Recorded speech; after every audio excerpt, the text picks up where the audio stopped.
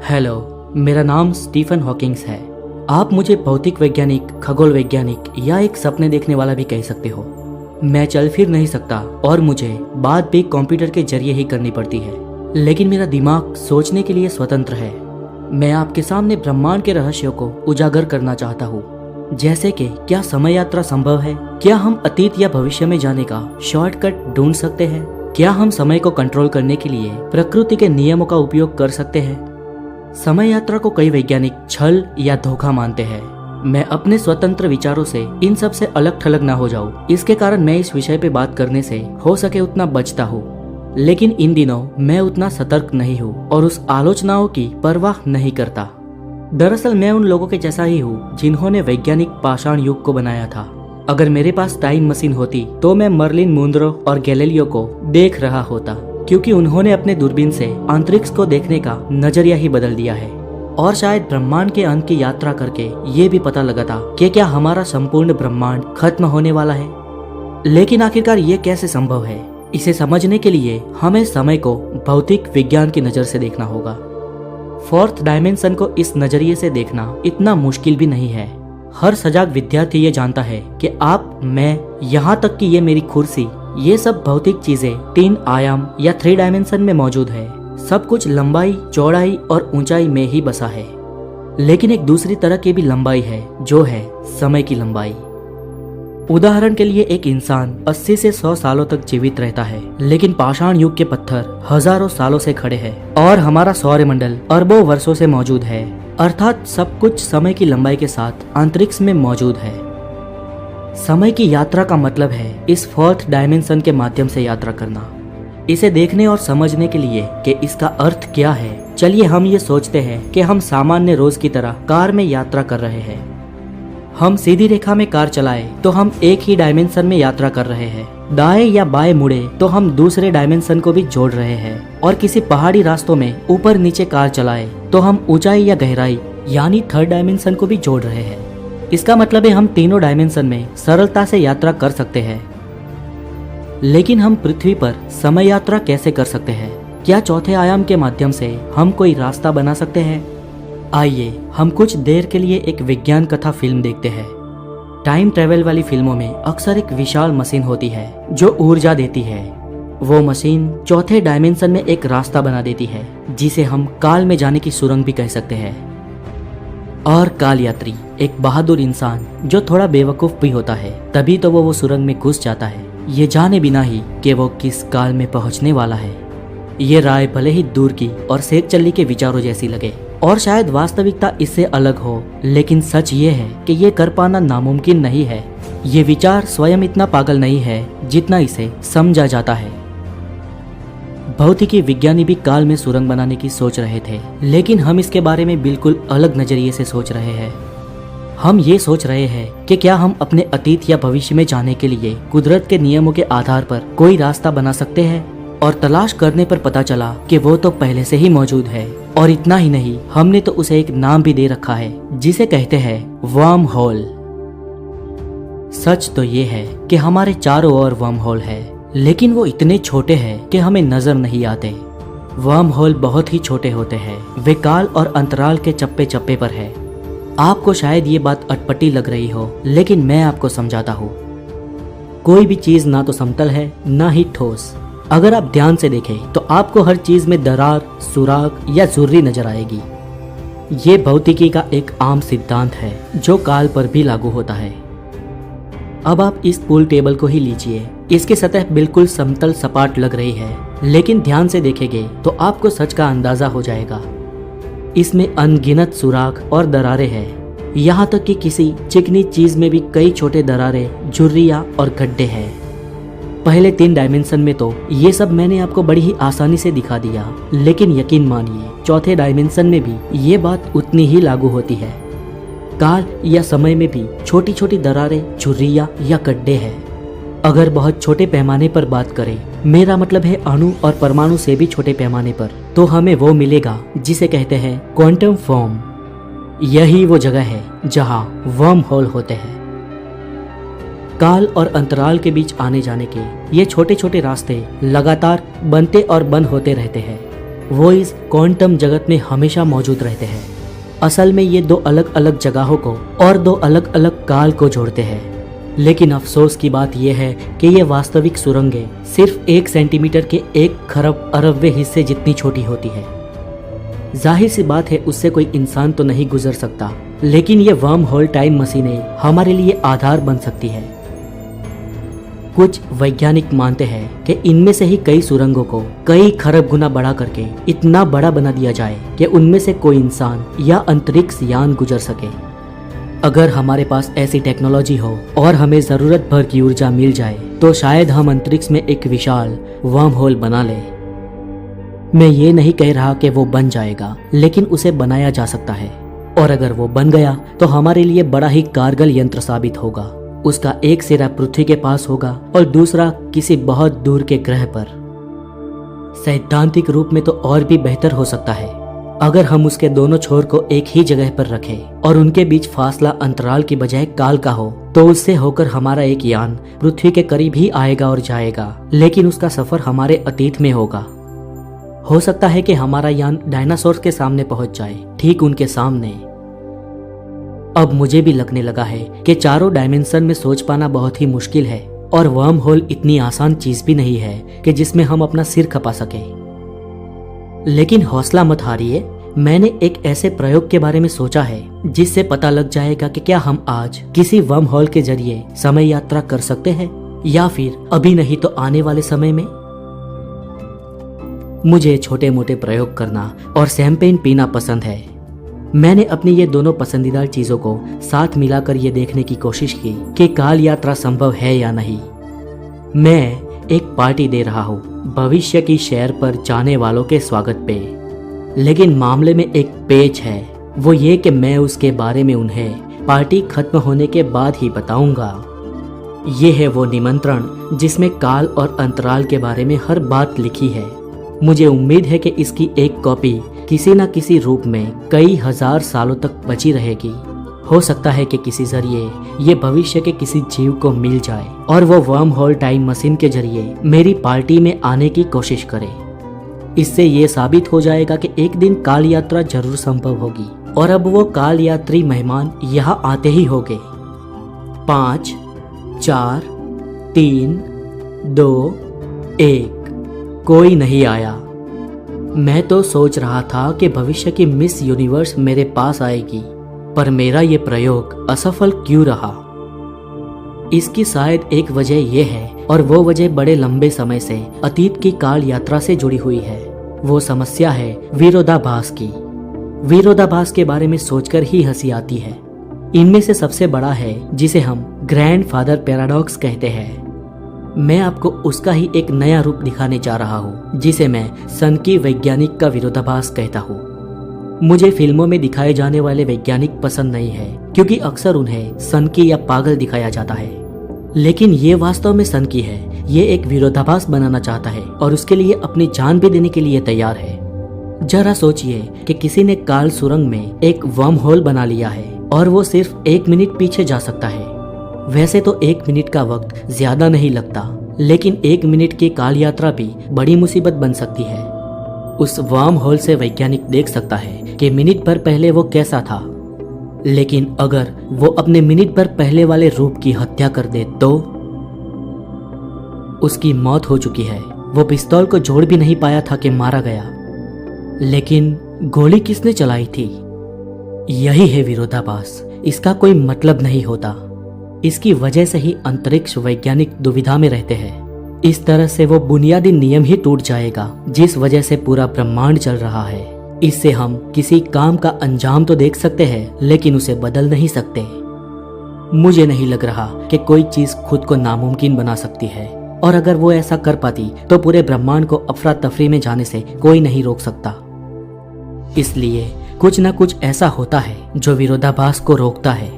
इसकी कोई न कोई वजह तो जरूर है कि हमारे वैज्ञानिक कभी इस हाल में नहीं पहुंचते कि खुद को गोली मार दे। मैं माफी चाहता हूँ, लेकिन इस मामले में उस समस्या की जड़ वो वर्म होल ही था। मैं तो इस नतीजे पर पहुंचा हूँ कि इस तरीके के वर्म होल का वजूद ही नहीं हो सकता। इसकी वजह है फीडबैक। अगर आप किसी संगीत समारोह में गए होंगे तो इस आवाज़ को पहचानते होंगे। यही है फीडबैक। वजह भी बड़ी मामूली सी है। आवाज़ माइक्रोफोन में जाती है, वो तारों से होती हुई आगे बढ़ती है और एम्पलीफायर से तेज़ होकर स्पीकरों के ज़रिए बाहर आती है। लेकिन ये स्पीकरों से निकली हुई आवाज़ माइक में बार बार वापस जाती है तो उसका एक लूप बन जाएगा और आवाज़ लगातार तेज़ होती जाएगी। अगर उसे रोका नहीं गया तो वो फीडबैक पूरे साउंड सिस्टम को ही नष्ट कर देगा। मुझे लगता है कि वर्म होल के साथ भी यही होता है, लेकिन उसमें आवाज़ की जगह रेडिएशन होता है। जैसे ही वर्म होल बड़ा होता है, कुदरती रेडिएशन उसके अंदर जाता है और उसका एक लूप बन जाता है और उसका फीडबैक इतना दमदार होता है कि उससे पूरा वर्म होल ही नष्ट हो जाता है। इस वजह से कह सकता हूँ कि छोटे छोटे वर्म होल तो आज भी है और शायद कल हम उसे बड़ा भी बना दें, लेकिन वो उस लायक नहीं हो गए कि जिसका इस्तेमाल टाइम मशीन की तरह किया जा सके। यही वजह है कि मेरी पार्टी में कोई नहीं आया। मुझे तो लगता है कि किसी भी और तरीके से अतीत की काल यात्रा कर पाना नामुमकिन है। ऐसा करने पर विरोधाभास होगा ही होगा। अफसोस शायद हम कभी अतीत की काल यात्रा करने में कामयाब ना हो पाए। इस बात से डायनासोर के शिकारियों को बड़ा दुख होगा और इतिहासकार बड़े खुश होंगे। लेकिन कहानी यही खत्म नहीं होती। ऐसा नहीं है कि हम किसी तरह की काल यात्रा कर ही ना पाए। काल यात्रा तो होगी ही, लेकिन भूतकाल में नहीं, अपितु भविष्य की काल यात्रा होगी। समय किसी नदी की जलधारा की तरह आगे बढ़ता है और ऐसा लगता है कि हम समय के साथ बहे चले जा रहे हैं, लेकिन समय एक दूसरे तरीके से भी नदी जैसा है। वो अलग अलग जगह पर अलग अलग रफ्तार से बहता है और यही भविष्य की सैर की पूंजी है। ये विचार दिया था सर एल्बर्ट आइंस्टाइन ने 100 साल से भी ज्यादा समय पहले। उन्हें ये बात का अंदाजा था कि कुछ जगहों पर वक्त की गति बहुत धीमी हो जाती है और कुछ जगहों पर बहुत तेज। और उनकी बात बिल्कुल सही थी। इसका सबूत है हमारे ठीक ऊपर अंतरिक्ष में। ये है ग्लोबल पोजिशनिंग सिस्टम यानी जीपीएस। कई सारे उपग्रहों का वो नेटवर्क जो पृथ्वी के चारों ओर चक्कर लगाते हैं। उपग्रह ही उपग्रह को रास्ता दिखाते हैं, लेकिन उनसे ये भी पता लगता है कि अंतरिक्ष में वक्त की रफ्तार पृथ्वी से तेज है। हर यान के अंदर एक बेहद सटीक घड़ी लगी है। इतनी सटीक होने के बाद भी वो हर रोज 1 सेकंड के 1 अरबवें हिस्से जितनी तेज हो जाती है। वो और ज्यादा बढ़े नहीं, इसके लिए उसे रोज ठीक करना पड़ता है। अगर ऐसा नहीं किया जाए तो इस बहुत ही मामूली से बदलाव के कारण भी पूरा सिस्टम बिगड़ जाएगा। उससे पृथ्वी पर मौजूद हर यंत्र में रोजाना 10 किलोमीटर जितना फर्क आ जाएगा। और आप अंदाजा लगा सकते हैं कि इससे कितना फर्क पड़ सकता है, कितना हंगामा हो सकता है। परंतु समस्या उस घड़ियों में नहीं है। यहाँ पर तो नीचे पृथ्वी के मुकाबले वक्त ही ज्यादा तेजी से चलता है। इस अनोखे फर्क की असली वजह है हमारी पृथ्वी का भार। आइंस्टाइन को अंदाजा था कि किसी पिंड का असर वक्त पर पड़ता है और वो नदी के धीमे बहाव वाले हिस्से की तरह वक्त की रफ्तार को कम करता है। वो पिंड जितना भारी होगा, वक्त पर खिंचाव भी उतना ही ज्यादा होगा। और ये वो अनोखा सच है जिसके सहारे हम भविष्य की काल यात्रा कर सकते हैं। मानता हूँ कि इस बात को समझना इतना आसान भी नहीं है, इसलिए आपको एक आसान उदाहरण के रूप में समझाता हूँ। ये है गीजा का मशहूर पिरामिड। इसका वजन 4 करोड़ टन से भी ज्यादा है। हर भारी पिंड की तरह ये भी वक्त की रफ्तार को कम कर रहा है। यहाँ पे ये असर बहुत कम है, पृथ्वी के मुकाबले 1 अरबवें हिस्से जितना कम। लेकिन अगर हम इसे काफी बढ़ा दें तो बात आपकी समझ में आ जाएगी। लगेगा कि यहाँ भी वही हो रहा है, ठीक वैसे ही जैसे कई जगहों पर नदी का बहाव कम हो जाता है। यहाँ पर वक्त ही दूसरी जगहों के मुकाबले कुछ धीरे चलता है। ये असर है पिरामिड के भार का। यही बदलाव हमारे लिए काल यात्रा के रास्ते खोलता है। अगर हमें काल यात्रा करनी है तो हमें वो चीज चाहिए जो पिरामिड से कई ज्यादा भारी हो, और मैं जानता हूँ कि वो चीज क्या है। हमारी आकाश गंगा के केंद्र में हमसे करीब 26,000 प्रकाश वर्ष दूर मौजूद है हमारे पूरे तारा मंडल की सबसे भारी चीज, और वो ढकी है गैस के बादलों और तारों से। वो एक बहुत बड़ा ब्लैक होल है जिसका भार 40 लाख सूर्य से भी बड़ा है और लगता है कि वो अपने ही गुरुत्वाकर्षण के दबाव से इसके अंदर दब गए हैं। हम उस ब्लैक होल के जितने करीब जाएंगे गुरुत्वाकर्षण बल उतना ही ज्यादा होगा। उसके ज्यादा करीब जाने पर तो प्रकाश भी उसके चंगुल में आने से नहीं बच सकता। वो स्याह अंधेरों में बसा करीब 2.5 करोड़ किलोमीटर बड़े व्यास का गोला है। इस तरह के ब्लैक होल का समय पर बड़ा गहरा असर पड़ता है। ये उसे उतना कम कर देता है कि ब्रह्मांड का कोई और पिंड उसे उतना कम नहीं कर सकता और इससे वो एक कुदरती टाइम मशीन बन जाता है। मैं तो ये सोच रहा हूँ कि किसी दिन कोई अंतरिक्ष यान उसका फायदा उठाने में कामयाब हो गया तो क्या होगा। सबसे पहले तो उस अंतरिक्ष यान को उसे अंदर खींचे जाने से बचना होगा। इसके लिए उन्हें उसके किनारे से गुजरना होगा ताकि वो उसे खींच ना पाए। उन्हें सही दिशा और रफ्तार बनाए रखनी होगी वरना वो बच नहीं पाएंगे। अगर सब कुछ ठीक ठाक रहा तो वो यान उसके करीब 5 करोड़ किलोमीटर बड़े व्यास की परिक्रमा करने लगेगा। वहाँ वो बिल्कुल सुरक्षित होगा। उसकी रफ्तार इतनी होगी कि वो और आगे नहीं गिर पाएगा। उस अभियान पर अगर कोई स्पेस एजेंसी पृथ्वी या उस ब्लैक होल के काफी दूर से नियंत्रण रख रही होगी तो उसे लगेगा कि उसका यान 16 मिनट में एक चक्कर लगा रहा है। लेकिन यान में बैठे वो बहादुर लोग उस विशाल पिंड के बेहद करीब होंगे और उनके लिए वक्त की रफ्तार काफी कम होगी। वहां पर इसका असर भी पिरामिड या पृथ्वी के कहीं पास होने के मुकाबले कई अलग होगा और यान के कर्मी दल के लिए तो वक्त करीब आधा हो जाएगा। अपनी 16 मिनट की परिक्रमा के लिए उन्हें सिर्फ 8 मिनट ही महसूस होंगे। वो उसकी परिक्रमा करते रहेंगे और उस ब्लैक होल से कई दूर बैठे लोगों से आधा वक्त ही महसूस करते रहेंगे। यान और उसका कर्मी दल समय की सैर कर रहा होगा। काल यात्रा। मान लीजिए कि उस यान में बैठे कर्मी दल ने 5 साल तक उस ब्लैक होल का चक्कर लगाया, तब दुनिया 10 साल आगे बढ़ चुकी होगी और जब वो पृथ्वी पर वापस आएंगे तब उनके मुकाबले बाकी और लोगों की उम्र 5 साल ज्यादा होगी।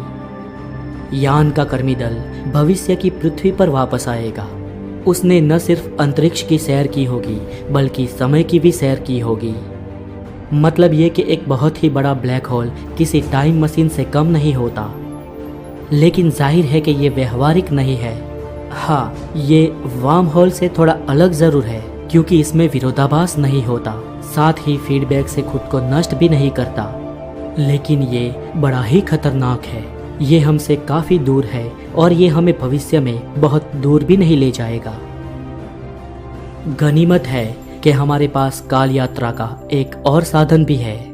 उसकी मदद से हम एक असली टाइम मशीन भी बना सकते हैं क्योंकि वो हमारी आखिरी लेकिन बेहतरीन उम्मीद है। अब हम जो बात करेंगे वो करना आसान तो बिल्कुल नहीं है, लेकिन हाँ, ऐसा कर पाने का एक बड़ा साधारण तरीका जरूर है। इसके लिए हमें बहुत तेजी से सफर करना होगा। विशाल ब्लैक होल के गुरुत्वाकर्षण से बचने के लिए किए जाने वाले सफर से भी बहुत ज्यादा तेजी से। इसकी वजह भी ब्रह्मांड का एक अनोखा तथ्य ही है। ब्रह्मांड की एक खगोलीय रफ्तार सीमा है 2,99,792 किलोमीटर प्रति सेकंड की स्पीड की। उसे हम प्रकाश की रफ्तार कहते हैं। उस रफ्तार से कोई भी चीज तेज नहीं चल सकती। आपको शायद अजीब लग रहा होगा, लेकिन यकीन मानिए ये विज्ञान के सबसे अहम सिद्धांतों में से एक है। आप माने या ना माने, लेकिन प्रकाश की रफ्तार से करीब की रफ्तार से भी सफर करके हम भविष्य की सैर कर सकते हैं। ऐसा कैसे होगा, इसे समझने के लिए हम विज्ञान कथा फिल्मों की एक परिवहन सेवा की कल्पना करते हैं। मान लीजिए कि हमारी पृथ्वी के चारों ओर एक पटरी बिछी है। उस पटरी पर चलती है एक सुपरफास्ट ट्रेन। हम उस काल्पनिक ट्रेन को ही प्रकाश की रफ्तार से ज्यादा करीब ले जाकर देखेंगे कि वो किस तरह से एक टाइम मशीन बन सकती है। इस पे सवार है भविष्य की एक तरफा सफर पे जाने वाले सैलानी। ट्रेन की रफ्तार तेज से तेज होती जा रही है। जल्दी ही वो पृथ्वी की परिक्रमा करने लगती है, लेकिन प्रकाश की रफ्तार तक पहुंचने के लिए उसे बहुत ही तेजी से पृथ्वी का चक्कर लगाना पड़ेगा, 1 सेकंड में 7 बार। लेकिन हम लाख कोशिश क्यों ना कर लें, ट्रेन कभी भी प्रकाश की रफ्तार से नहीं चल पाएगी क्योंकि भौतिकी के नियम उसे रोकेंगे। हाँ, इतना जरूर है कि वो प्रकाश की रफ्तार के आसपास पहुंच सकती है, लेकिन तभी होगी एक असाधारण बात। उस ट्रेन के अंदर बाहर के मुकाबले वक्त काफी धीरे चलेगा, वैसे ही जैसे ब्लैक होल के आसपास चलता है, लेकिन उससे भी ज्यादा धीरे। ऐसा रफ्तार की सीमा को बचाने के लिए होता है और आप भी उसकी वजह समझ सकते हैं। आप एक कल्पना कीजिए कि एक बच्ची ट्रेन की दिशा में दौड़ती है। अगर हम उसके दौड़ने की रफ्तार को ट्रेन की रफ्तार से जोड़ दें तो उसकी रफ्तार ज्यादा हो जाएगी ना? तो क्या वो गलती से ही सही लेकिन रफ्तार की सीमा पार नहीं कर जाएगी? लेकिन नहीं, वो ऐसा नहीं कर पाएगी। कुदरत का नियम ट्रेन में वक्त की रफ्तार को कम करके उसे ऐसा नहीं करने देगा। वो इतनी तेजी से दौड़ ही नहीं सकती कि वो रफ्तार की इस सीमा को पार कर दे। वक्त हमेशा रफ्तार की सीमा को बचाने के लिए अपनी रफ्तार कम कर देता है। इसी तथ्य के आधार पर हम भविष्य में ज्यादा लंबी दूरी को तय कर पाएंगे। आप ये सोचिए कि ये ट्रेन एक स्टेशन से 2 जनवरी 2050 को चलती है। वो अगले 100 साल तक लगातार पृथ्वी की परिक्रमा करती रहती है। फिर 1 जनवरी 2150 को वो रुक जाती है। लेकिन उसमें बैठे मुसाफिरों के लिए तो सिर्फ हफ्ते भर का ही समय बीता है, क्योंकि ट्रेन के अंदर तो समय की रफ्तार इतनी कम हो गई थी। जब वो ट्रेन के बाहर आते हैं तो उनके सामने वो दुनिया नहीं होती जब वो छोड़ के गए थे। सिर्फ 1 हफ्ते में उन्होंने भविष्य में 100 साल का सफर कर लिया है। बेशक उस रफ्तार से चलने वाली ट्रेन बना पाना तो नामुमकिन है, लेकिन हमने उस ट्रेन के जैसी ही एक चीज स्विट्जरलैंड में जिनेवा में बना ली है। एक पार्टिकल एक्सेलरेटर जो दुनिया में सबसे बड़ा है। जमीन में काफी गहराई में एक गोलाकार सुरंग बनी है जो करीब 26 किलोमीटर लंबी है, जिसमें खरबों छोटे छोटे कण बनते हैं। जैसे ही इसे चलाया जाता है उनकी रफ्तार पलक झपकने से भी कम समय में 0 से 1 करोड़ किलोमीटर प्रति घंटा पहुंच जाती है। अगर शक्ति बढ़ा दी जाए तो उनकी रफ्तार भी बढ़ जाएगी। फिर एक वक्त आएगा जब वो 1 सेकंड में 11 बार चक्कर लगाने लगेंगे, यानी प्रकाश की रफ्तार से लगभग करीबी रफ्तार पर। लेकिन ट्रेन की तरह वो भी उस प्रकाश की रफ्तार सीमा तक नहीं पहुंच पाएंगे। वो उस रफ्तार के 99.99% करीब ही पहुंच पाएंगे। लेकिन ऐसा होने पर वो भी काल यात्रा करने लगेंगे।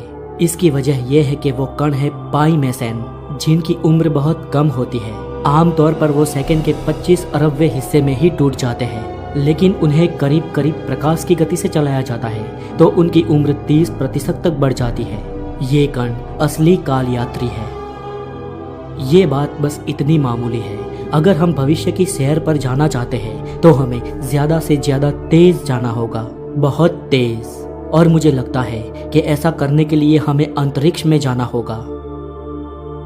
भविष्य की काल यात्रा के लिए हमें रफ्तार बहुत ज्यादा तेज चाहिए। इसके लिए हमें बनाना होगा एक ऐसा स्पेसक्राफ्ट जो एक बहुत बड़ी मशीन हो। वो यान इतना बड़ा होना चाहिए कि उसमें इतना ईंधन समा सके कि वो प्रकाश की गति से चल सके।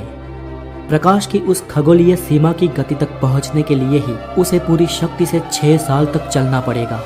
शुरू में तो उसे धीरे धीरे ही ले जाना होगा, क्योंकि यान काफी बड़ा और भारी होगा, लेकिन बाद में उसकी रफ्तार बढ़ाई जाएगी और वो लंबी दूरी तक जाने लगेगा।